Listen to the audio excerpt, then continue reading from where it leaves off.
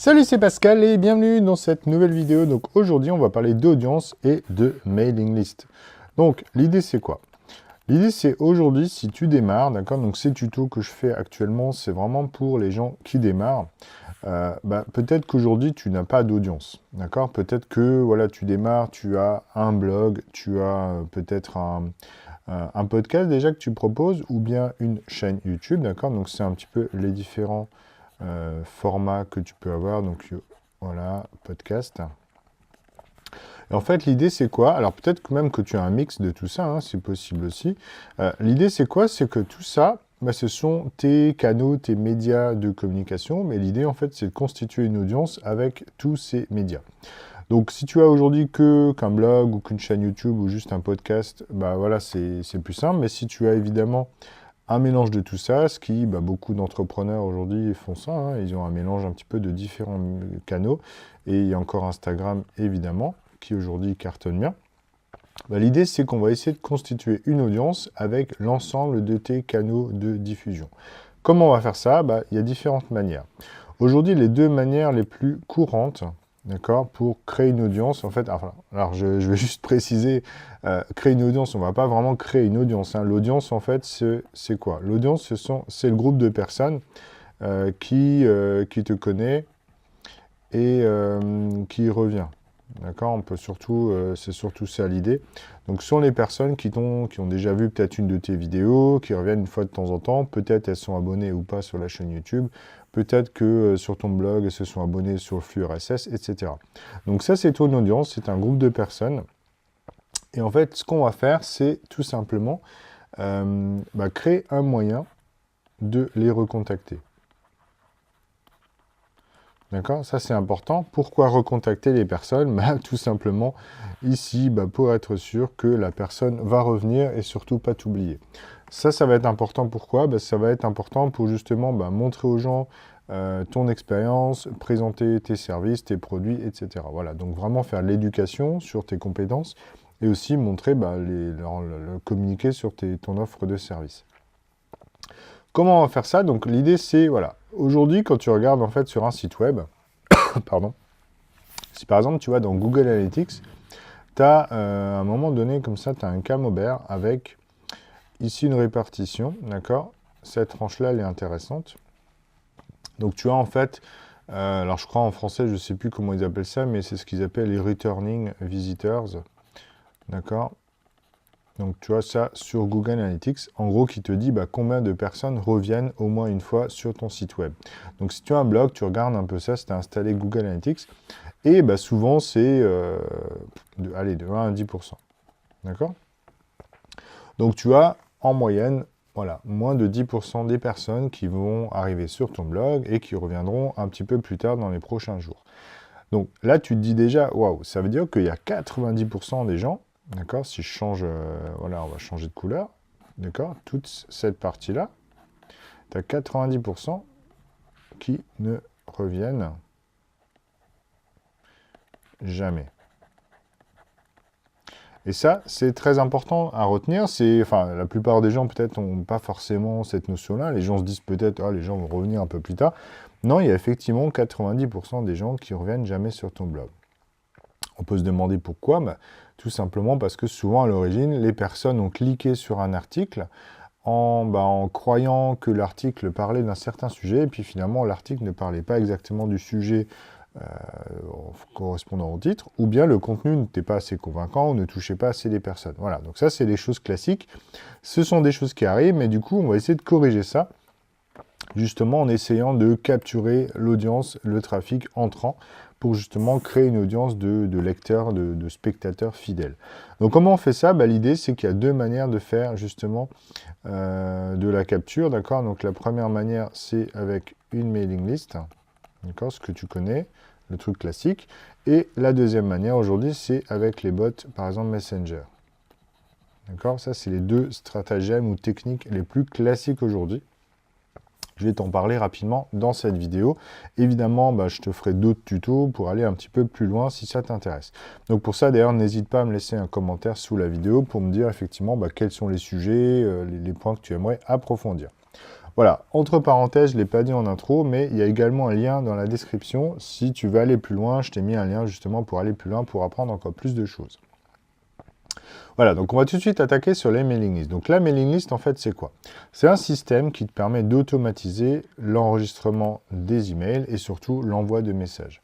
Et moi, j'avais un ami récemment qui m'avait dit, mais à quoi ça sert finalement les mailing lists? La mailing list, ça sert à automatiser tout ça. Donc la personne peut s'enregistrer, c'est ce qu'on appelle en général une capture. On peut faire des envois en masse, d'accord? Donc tu vas par exemple envoyer un email à toute ta liste, d'accord, qui peut être composé de 100, 1000 ou bien 1 million de personnes, d'accord. Ça fonctionne pareil, donc c'est l'outil de mailing list qui va s'en occuper. On peut faire aussi tout ce qui est autorépondeur, d'accord. Ça, c'est une fonctionnalité très très puissante qui est souvent sous-utilisée par beaucoup de débutants. Et le système de mailing list gère aussi les désinscriptions de manière automatique. D'accord, donc ça c'est intéressant. Si quelqu'un veut se désinscrire, il va juste cliquer dans le lien du mail et puis du coup se désinscrire. Toi, tu n'as rien à faire de ce côté-là et c'est surtout intéressant parce que voilà, si tu as tous les jours des désinscriptions, c'est un peu embêtant de gérer ça à la main. Donc ça, c'est un peu le principale fonctionnalité des systèmes de mailing list. Et donc ces systèmes-là, les plus connus, c'est Aweber, d'accord, que tu as peut-être déjà entendu parler. Mail, alors tiens, je vais annuler, hop. On va revenir un peu en arrière. Donc tu as Mailchimp. D'accord. Tu as GetResponse. Tu as SG Autorépondeur pour le système français. Et puis, etc. Donc tu en as aujourd'hui, il y en a bien 20 qui sont très connus aujourd'hui. Et tous ces systèmes-là, ils sont payants. D'accord. Il y a toujours un moment donné, il faut payer. Sauf Mailchimp ici qui est gratuit jusqu'à 2000 abonnés. Donc ça c'est intéressant si tu veux démarrer, si tu n'as pas forcément beaucoup de budget, tu peux démarrer ici avec Mailchimp. C'est ce que moi d'ailleurs j'ai utilisé pour plusieurs de mes sites déjà. Mailchimp est vraiment bien pour démarrer. C'est un système qui est quand même très utilisé aujourd'hui et qui est, voilà, c'est peut-être pas le plus puissant en termes d'automatisation, mais c'est suffisant pour la plupart des choses. Donc revenons au sujet. Ce qu'on va faire en fait c'est quoi? C'est qu'on va tout simplement proposer aux utilisateurs qui voient une page de rentrer en fait dans notre système de mailing. Donc on va appeler ça la mailing list. Voilà. Comment on fait ça? Ici on va mettre un petit formulaire de capture, d'accord, qui en fait c'est simplement une boîte qui propose de saisir l'email, parfois le prénom, d'accord, ça peut être pas mal de mettre le prénom aussi, comme ça tu pourras ensuite envoyer des messages en disant bonjour Pascal, bonjour Tom, etc. Ça peut être plus sympa pour les mails. Donc voilà, tu as un système de capture comme ça, ici avec un bouton, et en gros, tu as soit une pop-up, soit c'est directement dans la page. Et ça, en fait, donc l'utilisateur arrive là-dessus, il est inscrit dans la mailing list. Ça, c'est le principe de base. Qu'est-ce qu'on peut voir là-dedans? Donc, ce qu'on peut voir là-dedans, c'est évidemment qu'aujourd'hui, la plupart des gens ne veulent pas donner leur mail comme ça. Et donc, ce qu'on fait en général, c'est on donne un petit cadeau, une compensation, en disant, voilà, donne-moi ton mail et en contrepartie, je te donnerai quelque chose. Bon, aujourd'hui, c'est plus très compatible RGPD, d'accord? Voilà, RGPD. Donc, normalement, le RGPD dit qu'on est censé pouvoir télécharger un cadeau sans forcément s'inscrire à une mailing list. Voilà, moi, je ne suis pas spécialiste juridique, je te laisserai creuser un peu le sujet. Beaucoup de gens le font encore en obligeant vraiment à s'inscrire pour recevoir un cadeau, ce qu'on appelle un lead magnet.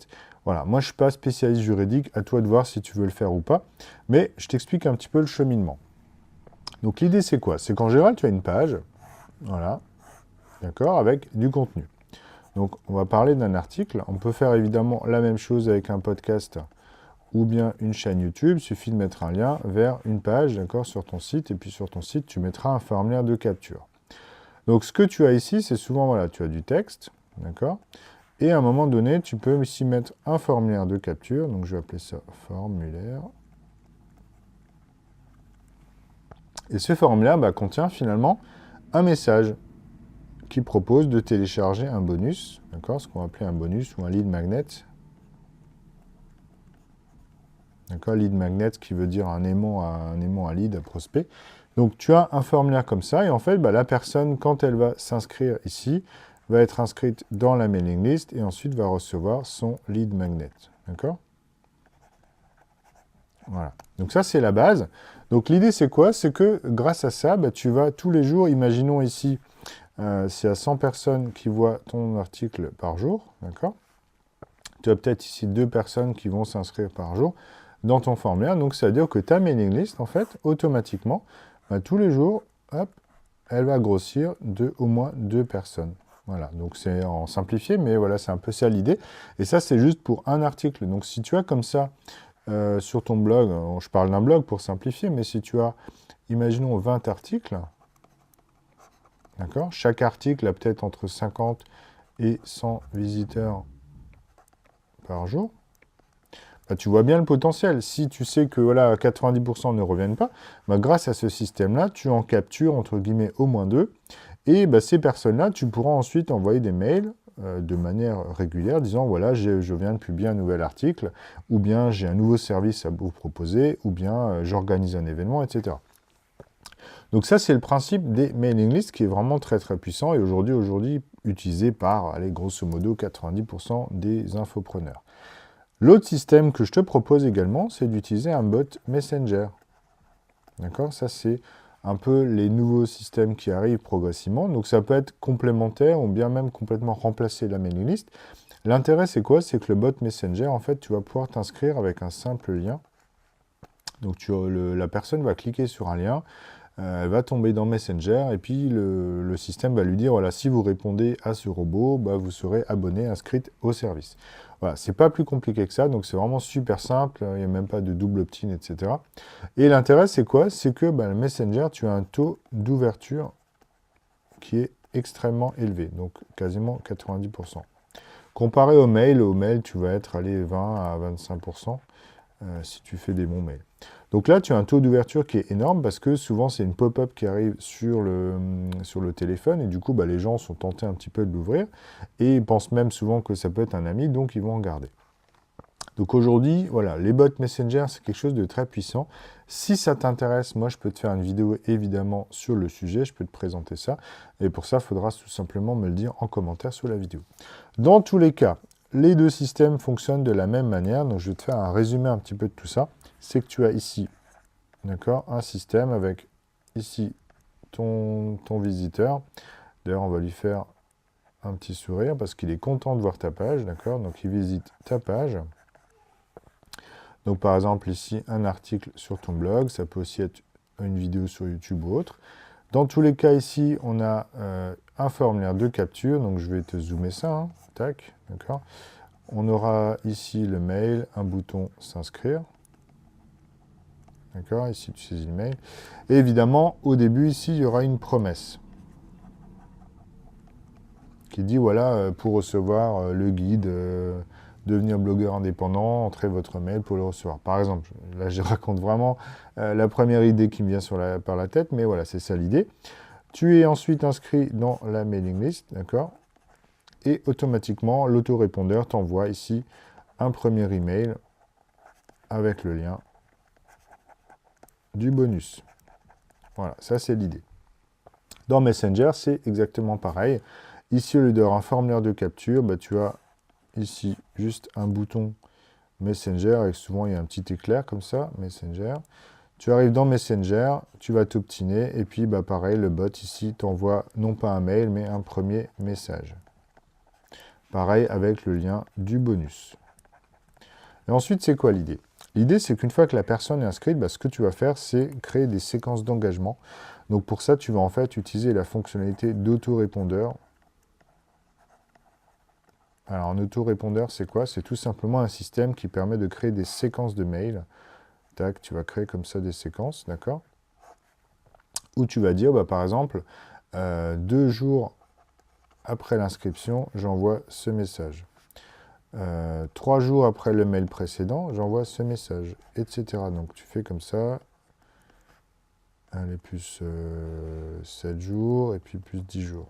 Voilà, donc à chaque fois, c'est le délai par rapport à l'inscription, d'accord? Donc là, tu as 3 jours après ce mail, 5 jours après ce mail, etc.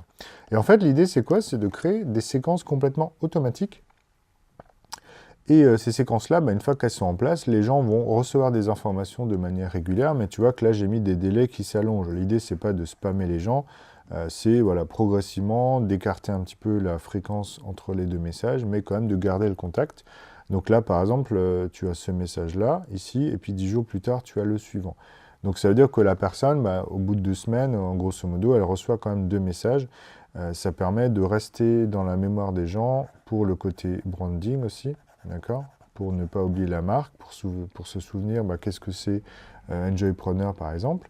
Et puis du coup, ça permettra aussi, quand toi tu envoies des offres, par exemple tu organises un événement ou bien tu proposes une formation en ligne, la personne se souviendra très bien de ta marque, de ce que tu représentes. Et ce qui est important en fait dans cette séquence d'engagement, c'est d'envoyer du contenu de valeur.